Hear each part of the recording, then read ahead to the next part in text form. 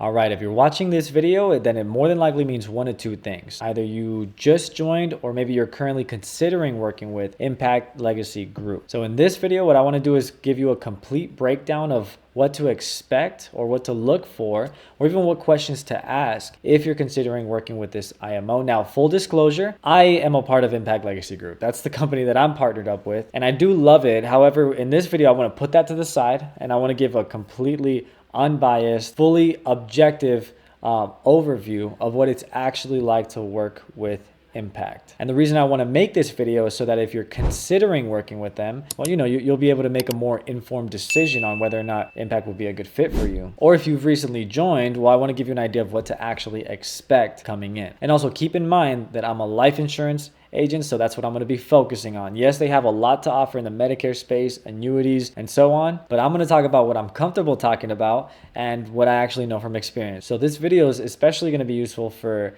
an agent that's working on the life insurance side of things. Well, the first thing I want to address is compensation. So how does an Impact agent actually get paid selling life insurance? Well, let's take a look here. Right off the bat, I would say it's pretty high.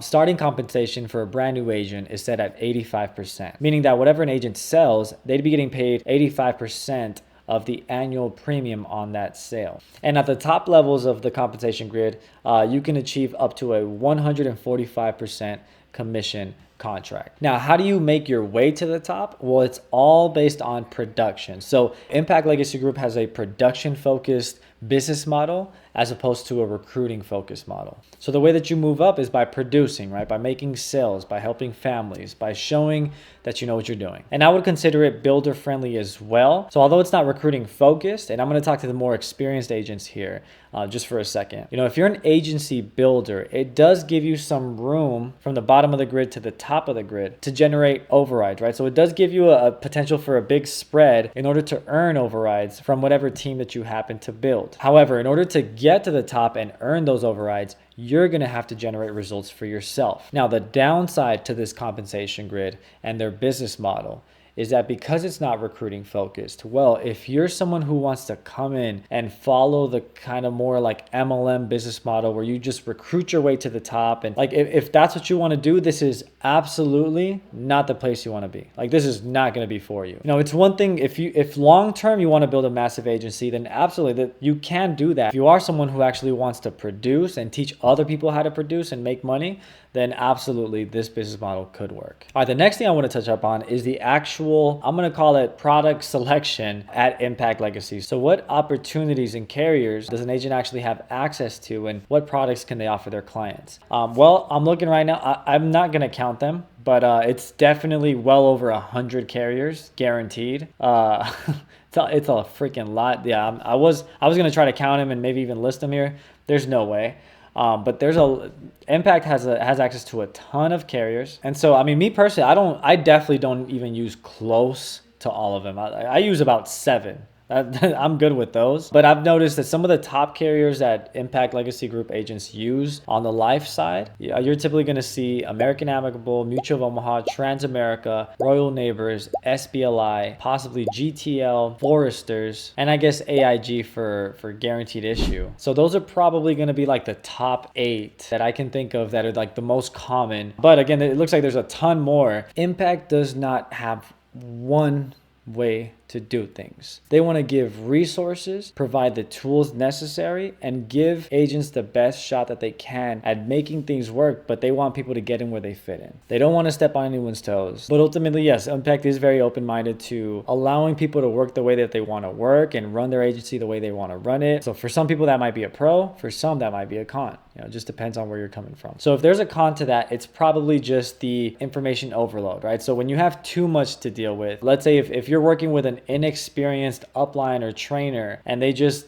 give you instant access to all 100 and whatever freaking carriers, it might be difficult to train that way and to actually scale a team that way because you're just all over the place. All right. So my recommendation there would be that although you have access to, 100 plus carriers, it's probably going to be wise for most agents, especially as an agency builder. Now, if you're a producer, that's a different story. But for agency builders or for anyone that's potentially considering growing a team in the future, it's probably a little bit more wise to just select your favorite few, maybe like 5 to 7. But if you can select your favorite group of carriers and then just stick with that, that'll probably keep things a lot simpler. And also to help you keep your business organized rather than, having a bunch of freaking carriers and just things are all over the place, right? So, but again, if you're a solo producer, then maybe having, 100 plus carriers is something that could benefit you. So it just really depends on, what you have in mind. All right, so far we've talked about compensation, we've talked about product selection.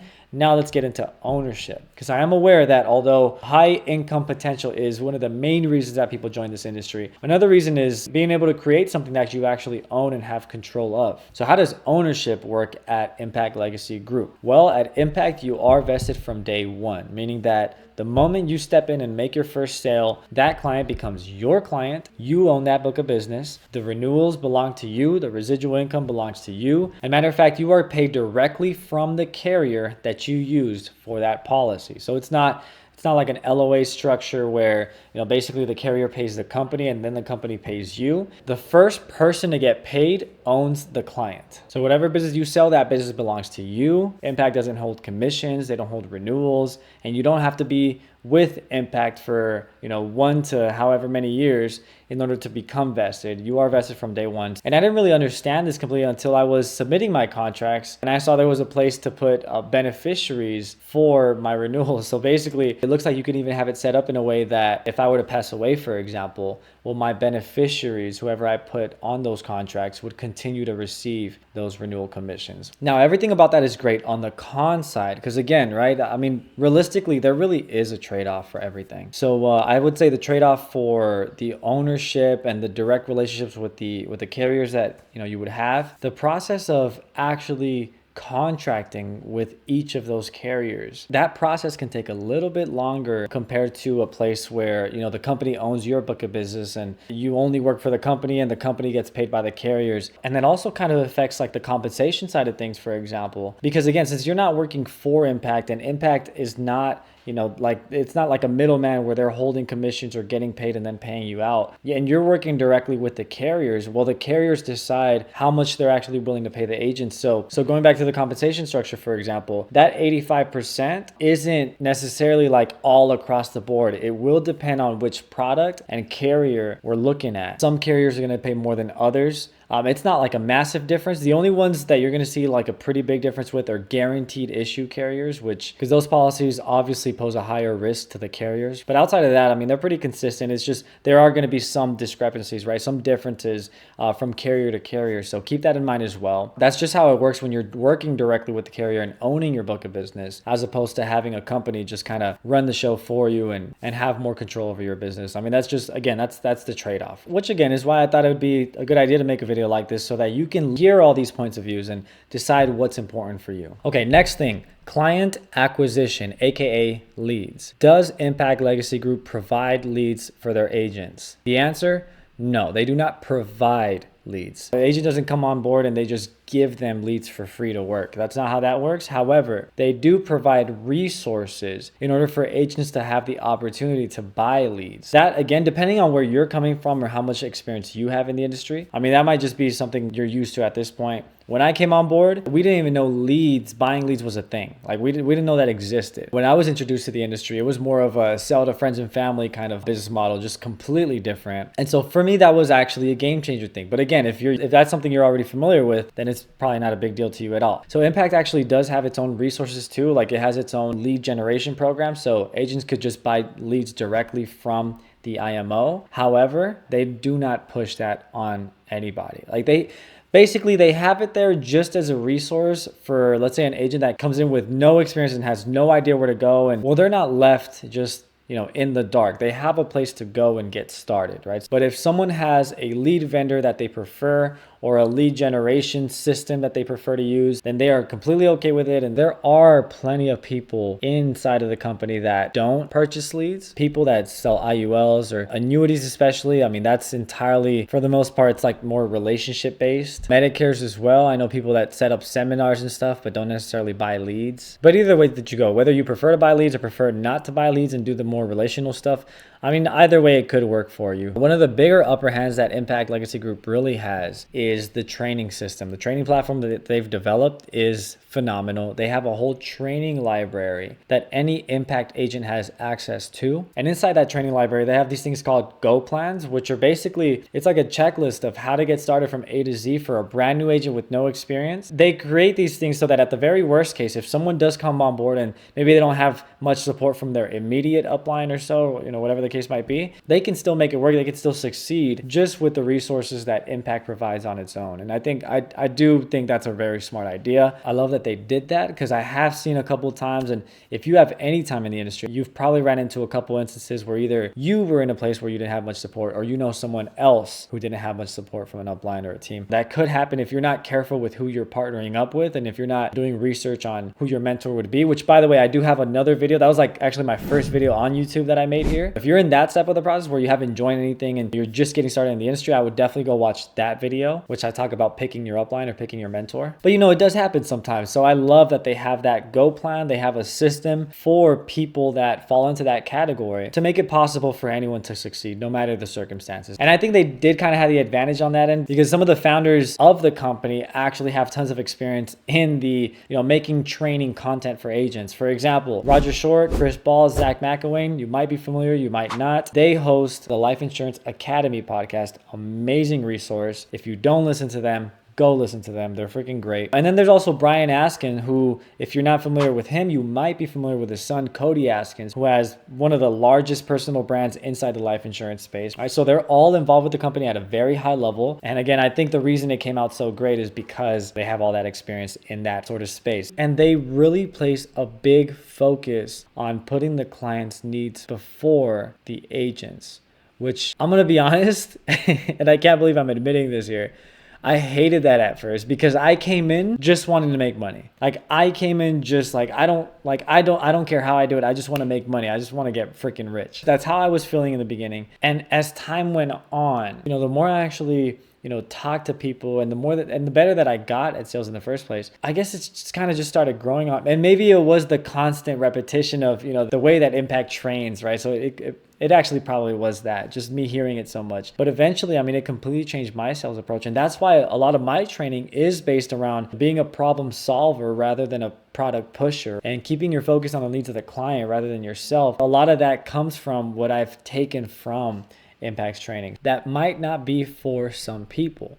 If you're looking for like a boiler room style of selling where it's just like close, and it's a numbers game to you and XYZ, if that's what you're looking for, then this probably won't be for you. It might just be a little bit, not your speed, right? You might feel a little out of place. Because I know I felt out of place for a little while, and then, it kind of just ended up growing on me and eventually saving my entire career. So, luckily it worked out the way that it did. But again, maybe for some people, that might just not be for them. So training is definitely there. I don't really have a negative thing to say about it, but I will say this. Make sure that if you join, no matter where you go, whether it's Impact or somewhere else, whoever you decide to partner up with, make sure that you understand the niche that they serve. And I'm not talking about the company, I'm talking about the specific team and the specific person, mentor that you would be working with. Again, I have that video, but I'm just going to mention this here. Make sure that you understand what that person specifically does, the person that you'll be working with directly, and also commit to doing that and only that. Because, for example, even though Impact Legacy Group has 100 plus carriers, and with Impact you can offer life insurance, final expense insurance, mortgage protection, healthcare, or Medicare, annuities. There's 100 places you can go. Well, someone who works with me, I'm gonna be able to teach them how to make over 6 figures running final expense. At this point in time, later on, will I branch out? Possibly, hopefully. But as of this point, what I know that I can teach someone how to do is sell some freaking final expense. Now, if someone comes up to me and says, hey, I need you to teach me how to sell Medicare, I'm going to say, go somewhere else, right? Because although I would love to, have the overrides, I don't feel that I'll actually be able to support that person to the best of my ability. Some uplines will not say the same. Some people cannot say no to fast money. They might just take you on and then hope that you figure it out. So although Impact does have amazing resources for those kind of situations, your best bet or your best shot at success is going to happen if you can work with a team who specifically handles or specializes in what you're wanting to get into, so that you can get as much in-depth training on that one thing as possible. So that is all that I got. I hope that this helps. I hope that it saves you a little bit of time, or at least gives you more information to work off of. And if you're still considering working with them, then one resource that I highly recommend is actually showing up to one of their live webinars that they host. It's called Meet the Partners. They have it every Thursday over Zoom at 5:30 p.m. Central. And during that weekly overview, they pretty much go over what I went over, but they'll also give you an opportunity to ask your own questions. And of course, they go even deeper than I did in this video. If you're brand new to this industry, or if you're a part of an organization and looking to go somewhere else, I strongly recommend do your research. Don't be one of those that's just jumping from one company to the next. First of all, every time you do that, you're basically starting over, and you're never going to allow that compounding effect to really work in your favor. And so in order to save yourself time, energy, and in some cases even money, because there are some IMOs that will actually charge for you to work with them, and no Impact does not charge any money for partnership whatsoever. But my point is, I want you to avoid the mistake that I made, which is jumping into the right opportunity at the wrong place with the wrong people. You know, if I would have done more research the first time, I probably would have made a bit more than $14,000 my first year in the industry. So, but anyway, I hope this video helps. If you have any questions, feel free to reach out. And with that said, until next time.